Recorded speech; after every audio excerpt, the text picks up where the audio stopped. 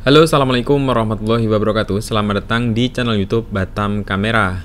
Oke teman-teman, di video kali ini kita akan belajar bagaimana cara live streaming menggunakan kamera, baik itu kamera DSLR, mirrorless atau handycam.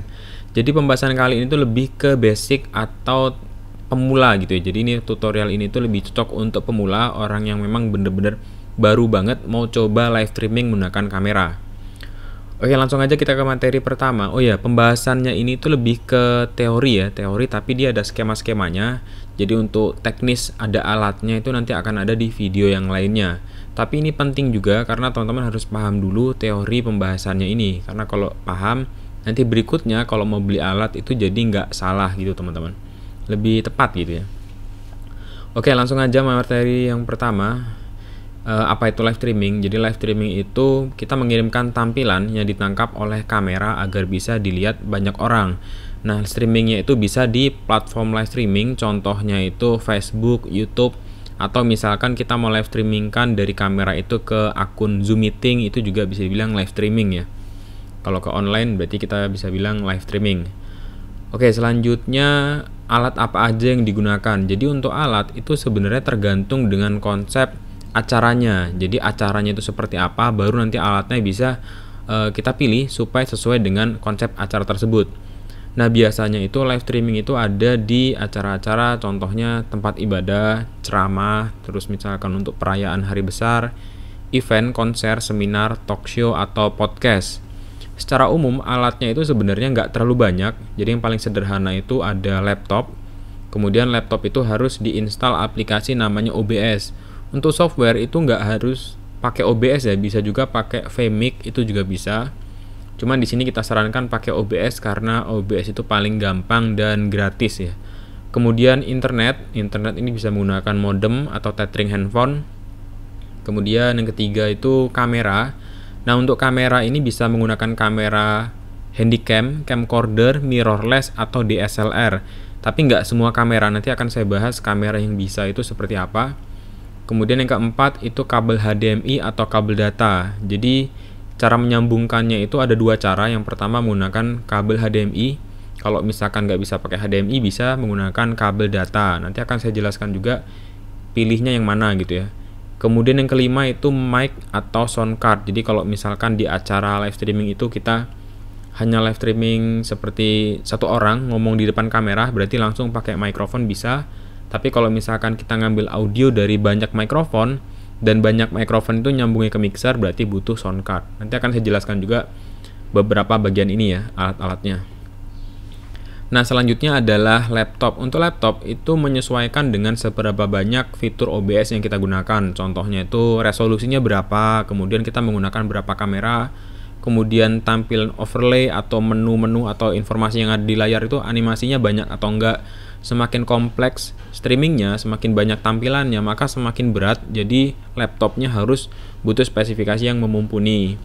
Jadi nggak ada patokan pasti ya, tapi di situs resminya itu memang dicantumkan minimal itu menggunakan VGA Nvidia. Contohnya di sini ada GTX ya, VGA GTX 1650 dan sebagainya. Tapi saya pernah coba tes pakai VGA di bawah seri ini juga masih bisa teman-teman, asalkan kita nggak streaming dengan resolusi tertingginya, misalkan nggak streaming resolusi 4K dan sebagainya.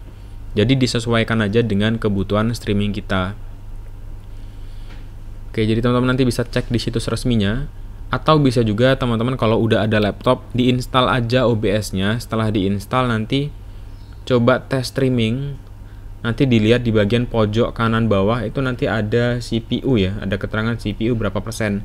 Nanti bisa kita cek di bagian situ. Kalau di bagian sini itu nanti CPU-nya itu 80% misalkan, berarti itu kan udah ngos-ngosan si laptopnya. Jadi harus di-upgrade spek laptopnya atau spek komputernya. Oke, jadi untuk laptop nggak harus pakai spek tinggi, tapi disesuaikan aja dengan streamingnya itu seperti apa. Kalau streamingnya hanya satu kamera, terus hanya menampilkan overlay nama misalkan atau logo, itu nggak terlalu butuh spek tinggi sebenarnya. Oke, selanjutnya adalah, nah untuk streaming kali ini itu kan kita butuh kamera dan laptop. Jadi cara menyambungkan kamera ke laptop ini penting teman-teman ketahui, karena meskipun kita udah punya kamera nih ya, kita nggak bisa asal pilih sambungannya. Nah, sambungannya itu nanti ada dua cara. Yang pertama adalah menggunakan HDMI dan menggunakan kabel data. Pilih yang mana? Nah, itu tergantung tipe kameranya.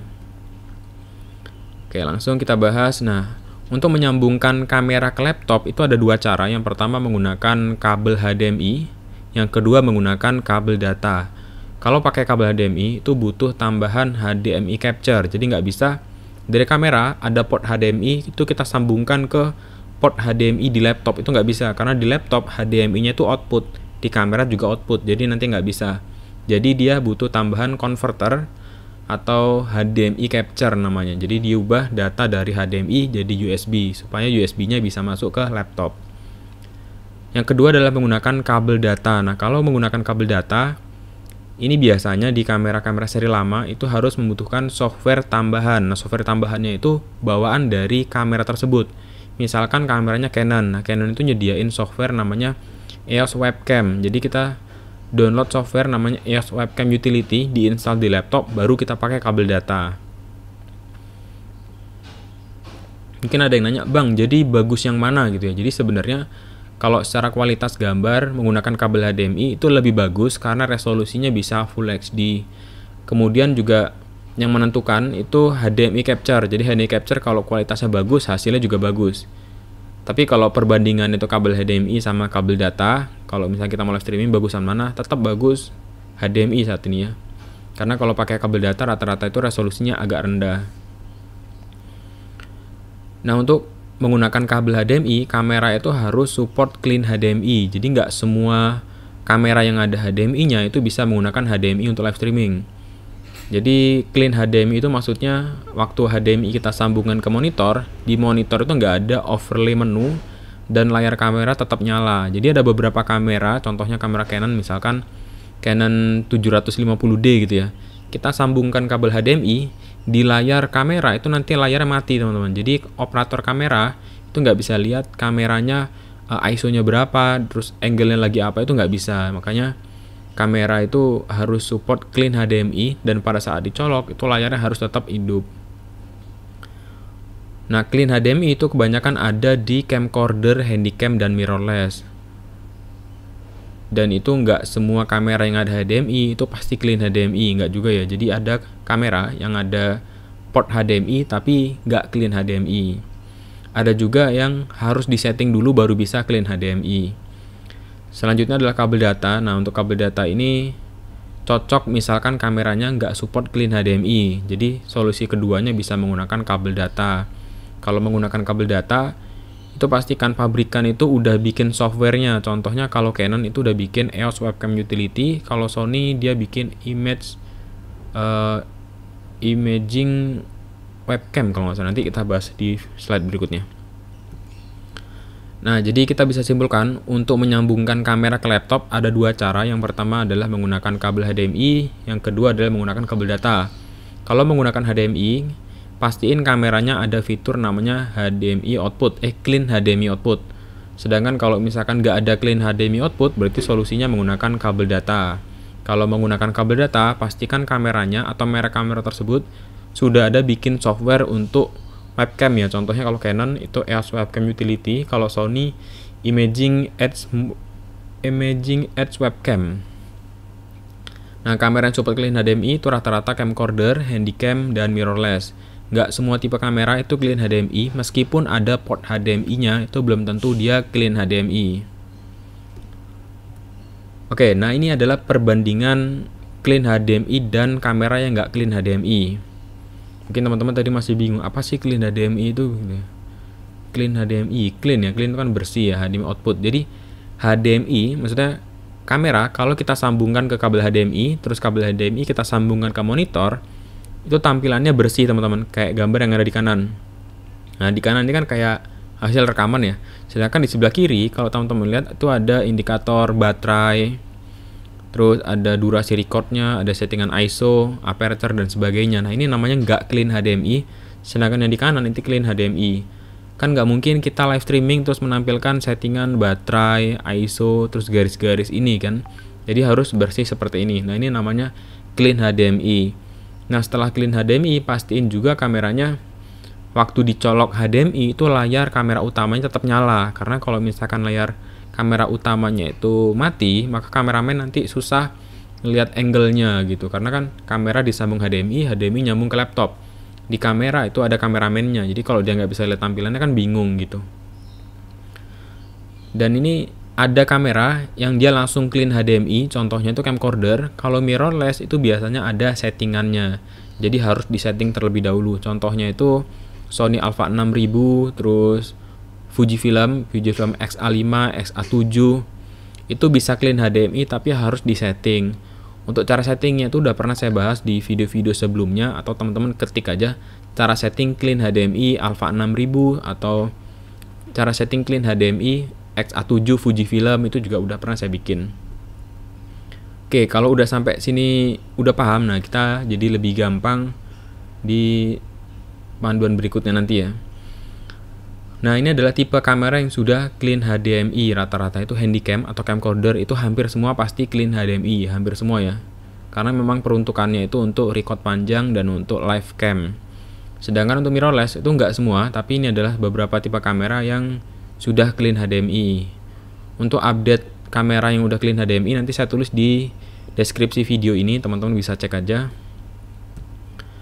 Nah, ini skemanya. Jadi ini adalah skema paling sederhana kalau kita mau live streaming ya. Jadi yang pertama kita menggunakan camcorder. Ini handycam ya, handycam kecil. Jadi ini ilustrasinya, di sini ada panggung, terus ini kamera nyorot ke panggung. Terus kita menggunakan kabel HDMI. Kabel HDMI ini panjangnya misalkan 20 meter gitu ya. Terus kita sambungkan ke HDMI capture. Nah, HDMI capture ini ujungnya kan USB. USB ini kita sambungkan ke port USB di laptop.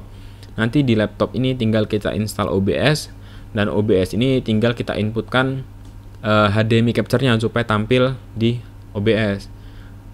Terus laptopnya kita sambungkan ke internet, tinggal live streaming. Untuk settingan OBS, Bang, di sini nggak ada jelasin OBS juga ya. Di sini ini kita nggak ngebahas teknis OBS-nya, tapi lebih ke basic-nya dulu. Karena untuk panduan cara menggunakan OBS itu udah ada saya bikin di video lainnya. Nanti saya taruh link di deskripsi video ini untuk setting OBS-nya. Oke, jadi ini untuk skema yang pertama. Mungkin ada yang nanya, Bang, itu audionya ngambil dari mana gitu ya. Nah, kalau ini itu ngambil audionya dari kamera. Jadi kamera ini selain dia ngirimin gambar, dia juga ngirimin audio. Tapi untuk contoh kamera ini kan tipenya CX405 ya. Ini sebenarnya nggak ada audionya ya. Tapi kita anggap aja ini support gitu ya. Jadi dari kamera ngambil gambar dan ngambil audio, dikirimin ke kabel HDMI, HDMI capture, terus masuk ke laptop. Oke, berikutnya. Nah, ini agak beda karena yang ini sekarang kita menggunakan mikrofon eksternal, nggak mikrofon kamera. Jadi mikrofonnya itu kita sambungkan ke laptop, teman-teman. Jadi di sini saya contohkan menggunakan mikrofon Saramonic. Misalkan kita bikin live streamingnya itu ceramah gitu ya, cocok misalkan buat ceramah gitu ya. Jadi Pak Ustadznya di sini dia ngomong pakai mikrofon ini, terus gambarnya diambil menggunakan handycam. Suaranya itu diambil menggunakan mic Saramonic ini, terus dikirimkan menggunakan sinyal ke receiver. Receiver wireless ini nyambung ke laptop. Nanti tinggal diinputkan di OBS. Jadi fungsi OBS itu untuk gabungin gambar dan juga suara. Untuk kabelnya ini menggunakan kabel jack 3,5 mili ya. Nah, selanjutnya ini beda lagi. Misalkan, Bang, saya live streamingnya di hotel, di gedung, dan di gedung itu udah ada sound systemnya. Gimana cara ngambil audio dari semua mikrofon yang ada di gedung itu? Nah, caranya adalah teman-teman butuh sound card. Sebenarnya nggak pakai sound card pun bisa, cuman saran saya dikasih sound card supaya gampang, portnya jadi lebih lengkap gitu ya. Jadi kita ngambil dari mixer, bilang aja mau rekam audio atau mau record gitu ya. Jadi nanti biasanya dikasih kabel, atau kalau nggak dikasih kabel kita bisa ngambil dari port output di mixer. Port output di mixer yang bisa kita pakai itu ada beberapa sebenarnya. Tapi yang paling gampang itu menggunakan port PONES. Kalau nggak PONES itu menggunakan port rack out. Jadi setelah lewat port rack out itu keluar, masukin ke port mic di sound card. Jadi di sound card ini ada port mic-nya.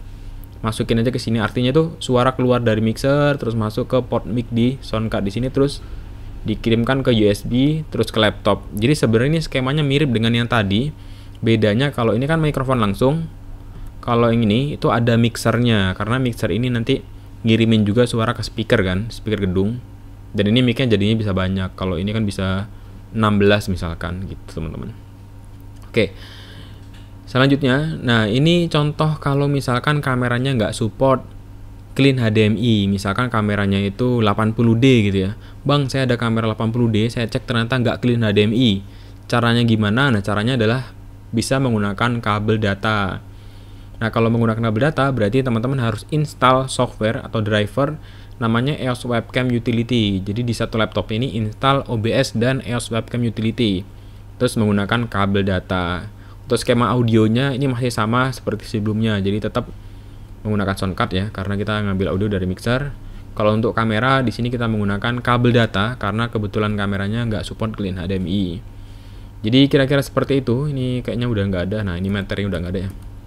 Jadi sedikit saya bahas di ending itu bagian mana ya? Bagian, nah ini tipe kamera yang sudah clean HDMI. Ini aja deh, gambar skema aja. Oke, jadi mungkin ada yang nanya, Bang, jadi kamera yang bagus buat live streaming itu yang seperti apa gitu ya. Jadi sebenarnya tergantung kita streamingnya itu streaming apa.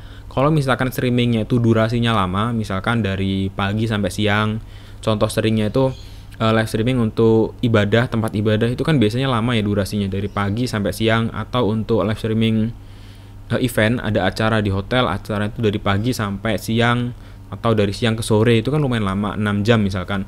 Nah, itu lebih aman pakainya kamera handycam atau camcorder, bukan kamera mirrorless. Kenapa? Karena mirrorless itu didesainnya sebenarnya untuk record video ataupun foto, tapi nggak untuk durasi yang panjang banget. Beda sama handycam atau camcorder, itu dia ada power DC-nya, jadi bisa kita sambungkan ke listrik. Jadi dia bisa non-stop nyala gitu teman-teman. Sesuai peruntukannya gitu ya. Itu kan ada kamera yang mereknya sama, tapi dia dibikin dua tipe yang berbeda sesuai dengan kondisi atau kebutuhan. Misalkan untuk record panjang berarti bisa pakai camcorder, tapi kalau misalkan mau record pendek aja atau live streaming durasinya mungkin cuma 30 menit sampai 1 jam, pakai mirrorless itu masih aman. Meskipun beberapa mirrorless kalau kita pakai untuk live streaming durasi lama ya nggak ada masalah sih, cuman secara ketahanan kameranya itu nggak setahan kamera handycam atau camcorder.